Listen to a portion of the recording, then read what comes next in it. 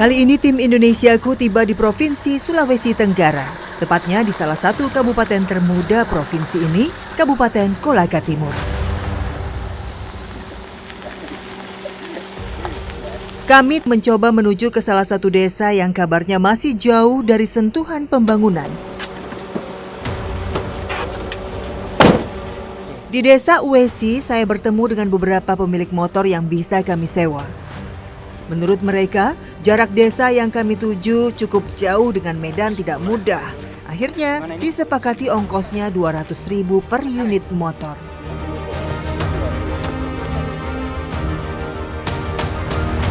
Kabupaten Kolaka Timur merupakan salah satu daerah yang sangat diperhatikan pembangunannya oleh pemerintah pusat.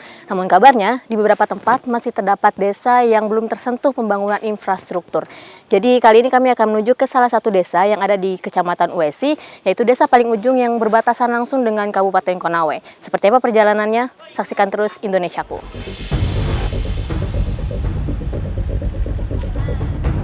Jarak tujuan kami sekitar 20 km. Jika jalannya bagus, mungkin bisa kami tempuh tidak sampai 2 jam. Namun dengan medan jalan seperti ini, kami tak tahu akan memakan waktu berapa jam. Di beberapa jalur, tanah berlumpur menghadang. Ruas inilah yang menjadi penghambat keluar masuknya hasil bumi warga.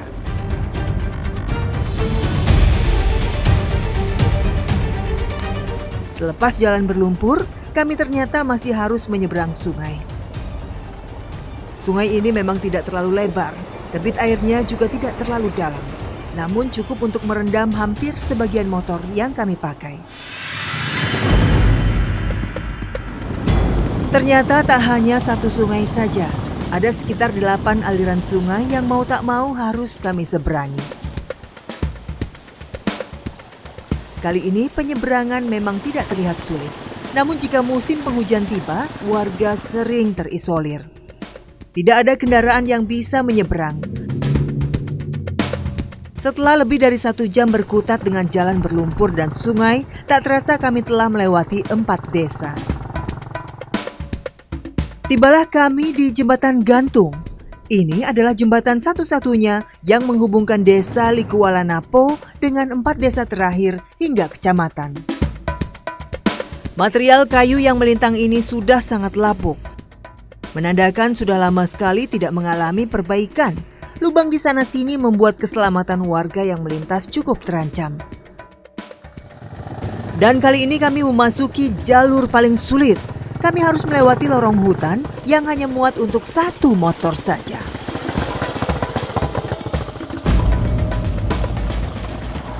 Ya, ini adalah salah satu tantangan yang paling sulit yang harus kami hadapi. Jadi untuk sampai ke desa Likualanapo, kami harus melintasi jalur setapak yang hanya muat 1 motor ini. Dan di sebelah kanan saya adalah jurang yang kedalamannya bisa ratusan meter. Jadi di beberapa titik penumpang harus turun demi alasan keselamatan.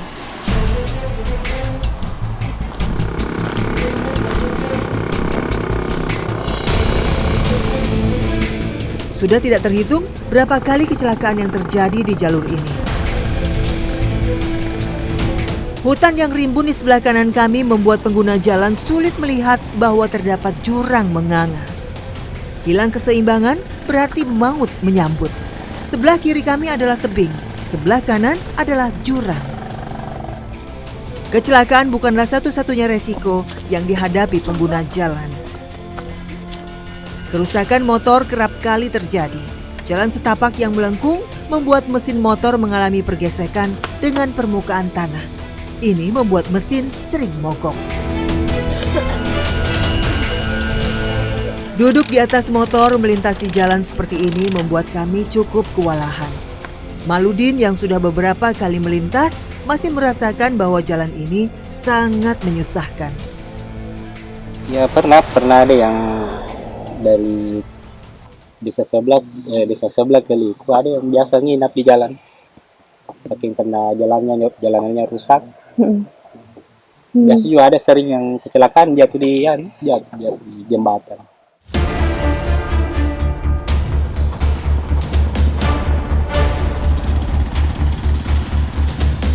Setelah mengambil nafas sejenak, kami pun melanjutkan perjalanan. Dari sini, Desa Likuala Napo sudah dekat. Hanya mendaki satu bukit, lalu kami pun akan sampai.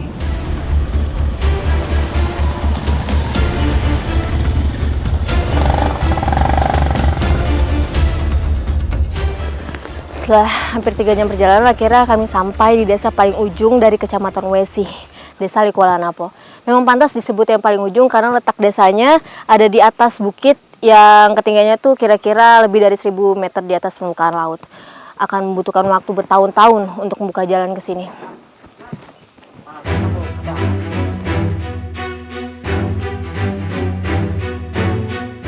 Inilah Desa Likuala Napo. Desa yang tidak terlalu besar dengan luas wilayah 17 km persegi.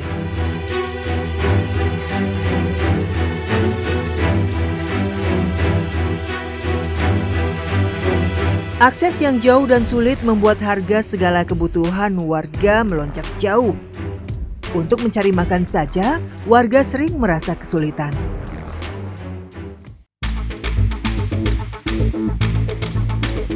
Saya pun bertamu ke rumah Nurlela. Biasanya, mencari makan merupakan tugas ibu-ibu di Desa Likuala Napo. Kami tidak akan pergi ke pasar untuk membeli bahan makanan, melainkan mencarinya di danau.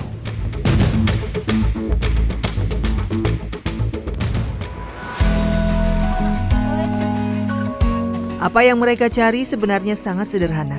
Danau ini merupakan habitat siput. Sebenarnya siput ini bisa dijual. Di kota, saya kerap menemui siput ini dengan harga yang lumayan tinggi. 1 kilogramnya bisa mencapai Rp10.000. Belum lagi permintaan yang cukup besar karena ketersediaan siput sedut masih langka.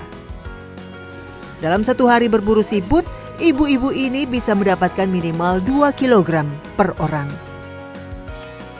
Jika mencari setiap hari dalam seminggu, tentu akan sangat menguntungkan jika bisa menjualnya. Namun apa daya, keadaan Desa Likuala Napo yang jauh bahkan dari pasar kecamatan membuat warga tidak mempunyai pilihan. Jika menjualnya keluar, ongkosnya lebih mahal daripada untung yang akan didapatkan.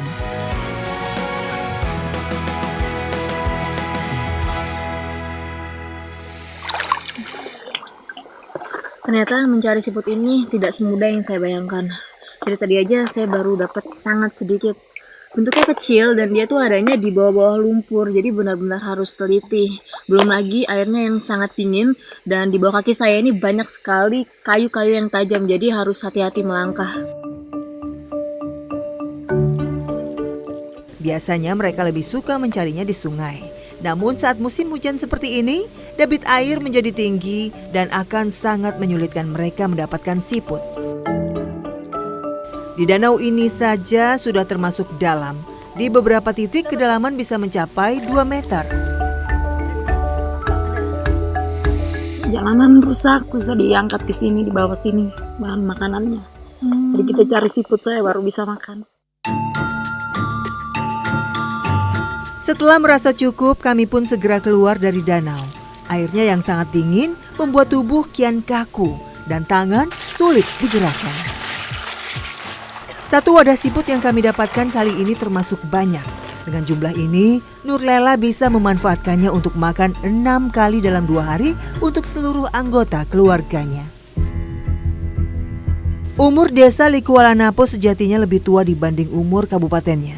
Desa ini telah menjadi desa definitif sejak tahun 2002. Sejak dahulu masyarakat telah mencoba segala jenis bibit pertanian. Mulai dari padi, jagung, merica, coklat, dan apapun yang bisa mereka tanam. Namun hingga sekarang tidak ada yang berhasil mengangkat perekonomian mereka. Mulai tahun 2015 warga beralih menanam nilam. Ternyata hasilnya cukup memuaskan.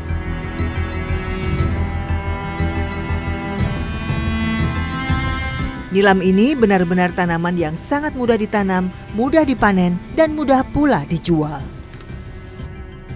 Panennya pun cukup dengan menggunting batangnya. Nilam setinggi 30 cm biasanya adalah yang paling baik karena dia akan menghasilkan aroma yang lebih wangi. Bagi mereka, ini adalah harta karun.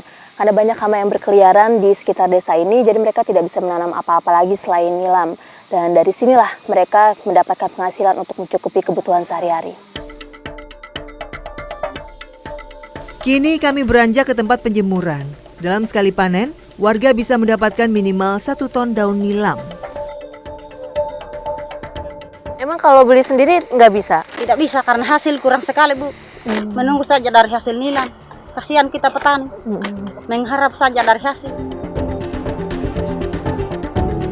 Meskipun begitu, mereka tetap bersyukur masih bisa bertani nilam. Warga biasa bekerja seharian penuh di kebun. Berbatang-batang nilam selalu penuh dan siap untuk diolah. Namun, akhir-akhir ini mereka harus merasa was-was setiap hari karena hujan bisa kapan saja turun.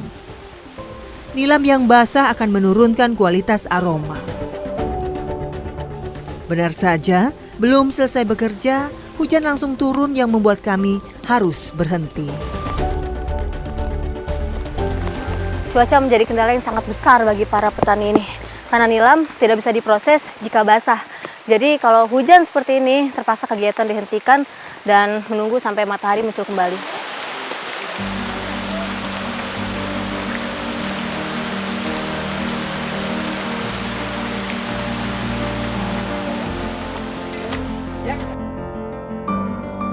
Bekerja sebagai petani nilam membutuhkan banyak tangan. Seluruh anggota keluarga biasanya terlibat. Jika orang tuanya bekerja di kebun, anaknya lah yang melakukan penyulingan atau sebaliknya.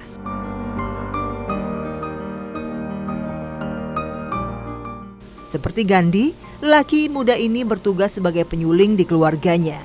Menyuling adalah tugas yang paling membutuhkan tenaga besar. Gandhi harus menggotong berkarung-karung nilam yang sudah kering dan memasukkannya ke dalam ketel. Satu ketel ini bisa menampung puluhan karung. Proses pembakaran akan berlangsung selama 12 jam ke depan hingga suhu di dalam ketel mencapai hingga 100 derajat Celcius. Harga nilam memang cukup tinggi, tapi prosesnya agak lama. Untuk mendapatkan tetesan pertama itu kami harus menunggu sekitar 2,5 jam. Tapi untuk mendapatkan full minyak semua yang tadi dari daun yang kami taruh di ketel itu bisa makan waktu seharian.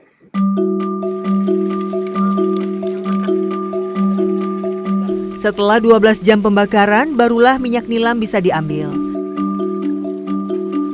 Sebenarnya pekerjaan ini cukup berat untuk Gandhi. Seharusnya dengan umur yang masih terbilang muda, tugasnya adalah menuntut ilmu di sekolah. Kenapa nggak lanjut sekolah? Karena orang tua tidak mampu tuh, baru tidak ada tempat tinggal, baru kan kita sudah sekolah sini, tidak ada SMA, hanya saja yang ada SD di sini.